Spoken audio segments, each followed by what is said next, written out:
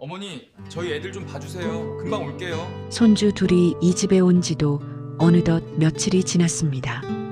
며칠 전 아들과 며느리는 잠시 다녀오겠다는 말만 남기고 연말 여행을 떠났습니다. 아이들만 이 집에 남겨둔 채였습니다.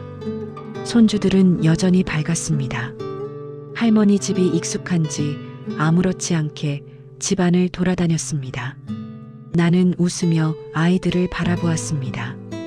아이들 앞에서는 마음을 드러내고 싶지 않았기 때문입니다.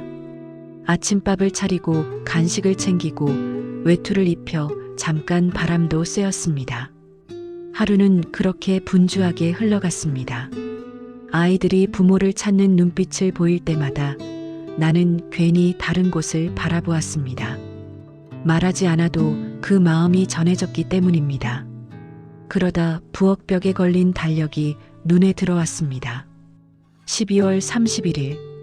오늘이 바로 그날이었습니다. 한 해의 끝이라는 말이 그제야 마음에 와 닿았습니다. 전화는 오지 않았습니다. 안부를 묻는 연락도, 아이들 상태를 묻는 말도 없었습니다. 대신 사진 하나가 도착했습니다. 불빛 가득한 거리와 웃고 있는 얼굴들, 연말 분위기가 느껴지는 장면이었습니다.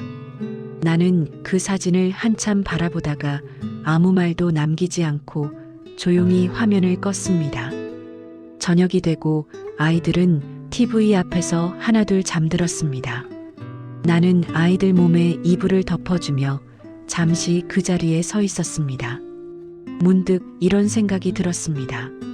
나는 언제부터 이렇게 당연한 사람이 되었을까? 연말이면 가족이 모인다고들 합니다. 함께 밥을 먹고 한 해를 돌아본다고들 하지요.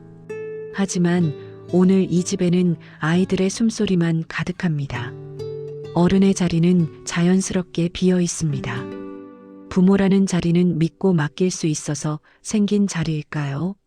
아니면 언제든 대신해 줄 거라 당연하게 여겨진 자리일까요? 밤이 깊어갑니다.